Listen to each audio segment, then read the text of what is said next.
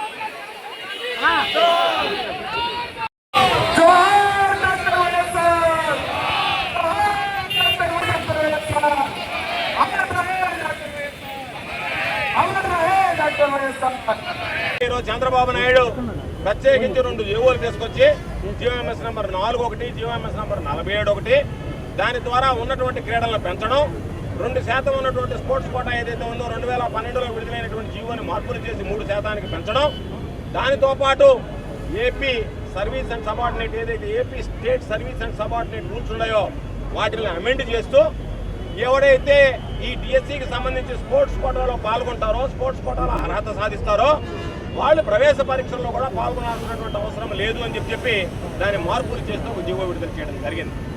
దాని ప్రకారం ఎవరు కూడా స్పోర్ట్స్ కోటాలో ఈరోజు పరీక్ష రాయకుండానే, ఆట ఆడకుండానే చంద్రబాబు నాయుడు లోకేష్లకు సంబంధించిన రికమెండేషన్ ఉంటే వాళ్ళందరూ కూడా ఈరోజు ఉద్యోగాలు ఇచ్చేటువంటి పరిస్థితి ఏర్పడితే 400 పైచీలకు ఉద్యోగాలు ఈరోజు స్పోర్ట్స్ కోటాలో ఇస్తే ఆడియోలతో సహా బయటపడితే దానికి సంబంధించి 15 లక్షలు 20 లక్షలు ఇస్తే బేరసారాలు ఆడితే మేము 15 లక్షలు ఇస్తే ఉద్యోగం ఇస్తాము, 20 లక్షలు ఇస్తే ఉద్యోగం ఇస్తామని చెప్పి బేరసారాలు ఆడితే దాని మీద ఇంతవరకు విచారణ జరిపినటువంటి పరిస్థితి లేదు. నిన్న ఆయన చెప్పాడు జగన్మోహన్ రెడ్డి గారిని రమ్మని. లోకేష్, నీ బ్రతుక్కి జగన్మోహన్ రెడ్డి గారు వచ్చి సమాధానం చెప్పాలనా? నువ్వు జగన్మోహన్ రెడ్డి గారితో ఛాలెంజ్ విసిరేటువంటి వాడువా? ఈరోజు మీ నాయన ముఖ్యమంత్రిగా ఉంటే ఈరోజు నువ్వు విద్యాశాఖ మంత్రిగా ఉన్నంత మాత్రాన జగన్మోహన్ రెడ్డి గారు నేరుగా రమ్మన్నాడు. జగన్మోహన్ రెడ్డి గారు అవసరంలే. విద్యా వ్యవస్థలో ఎవడైనా సరే నిన్ను తలదన్నేటువంటి వాడు ఈ రాష్ట్రంలో విద్యారంగ నిపుణుడు ఉన్నాడు. కాబట్టి అంత అహంకారంగా మాట్లాడడం కాకుండా ఏ ఒక్కదానికి నువ్వు సమాధానం చెప్పలేకపోతున్నావు. మేము అడిగేటువంటి ప్రశ్నలకి ఈరోజు లక్షలాది మంది ఎవరైతే పరీక్షకు అప్పయ్యారో వాళ్ళు అడిగేటువంటి ప్రశ్నలకి ఈరోజు సమాధానం చెప్పేటువంటి పరిస్థితిలో మీరు లేరు. ప్రధానమైనటువంటి డిమాండ్ ఈరోజు డిఎస్సి మీద జరిగినటువంటి అవకతవకల మీద తక్షణమే నారా లోకేష్ రాజీనామా చేయాలి. డిఎస్సి అవకతవకల మీద సిబిఐ దర్యాప్తు జరపాలి.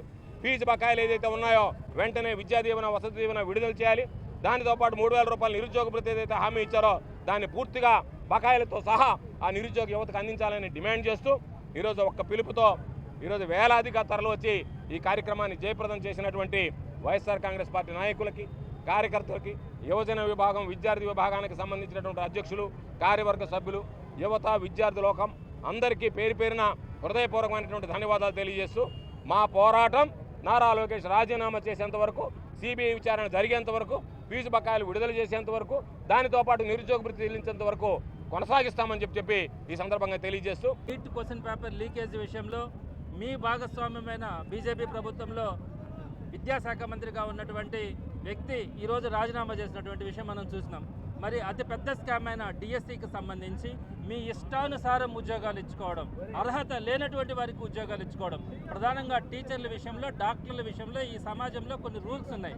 వారికి సంబంధించి ఎటువంటి వారికి ఇవ్వాలన్నది, మిగతా డిపార్ట్మెంట్స్ అన్నిటికీ కొన్ని ఫ్లెక్సిబిలిటీస్ ఉన్నా కూడా ఈ 2 డిపార్ట్మెంట్స్లో ప్రతి ఒక్కరికి కూడా ఉద్యోగం ఇవ్వాలంటే కొన్ని నిబంధనలు, అర్హతలు ఉన్నాయి. మరి వాటన్నింటినీ కూడా తొంగలో తొక్కి ఎలాంటి అర్హతలు లేని వాళ్ళందరికీ కూడా మీరు ఈరోజు ఉద్యోగాలు ఇచ్చినటువంటి పరిస్థితి. స్పోర్ట్స్ కోటాకి ఒక నోటిఫికేషన్ తీసుకొచ్చారు. దానికి సంబంధించి 2 జీవోలు తీసుకొచ్చారు, దొంగ జీవోలు. ఆ జీవోల ద్వారా డిఎస్సి లేదని చెప్పారు. డిఎస్సి తీసుకోకపోగా టెట్ కూడా లేకుండా మీరు ఉద్యోగాలు ఇచ్చినటువంటి పరిస్థితి ఈరోజు చూస్తూ ఉన్నాం. ఇంత దుర్మార్గమైనటువంటి డిఎస్సిని మీరు నిర్వహించిన తర్వాత మీరు రాజీనామా చేయాల్సినటువంటి అవసరం ఉంటే కనీసం మేము నిష్పక్షపాతంగా సిబిఐ ఎంక్వైరీ అడుగుతా ఉంటే దానికి కూడా మీరు ముందుకు రావట్లేదంటే మీరు ఖచ్చితంగా తప్పు చేస్తున్నారు, మోసం చేస్తున్నారు. ఈ ఆంధ్ర రాష్ట్ర ప్రజలు సుమారుగా 4 లక్షల మంది నిరుద్యోగులు రాసినటువంటి డిఎస్సిలో వారందరి కడుపు కొట్టినటువంటి మీరు తప్పకుండా కూడా రాజీనామా చేయాలా, లేదా కనీసం సిబిఐ ఎంక్వైరీ చేయాలని చెప్పి మా డిమాండ్ చేస్తూ ఉన్నాం.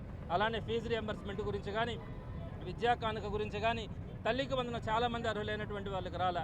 వారందరికీ కూడా మీరు ఏదైతే చెప్పినారో వాటన్నిటి కూడా నెరవేర్చాలా. నెరవేర్చకపోతే వైఎస్ఆర్సీపీ భవిష్యత్తులో కూడా ఇదే విధంగా పోరాటాలు చేస్తున్నారు.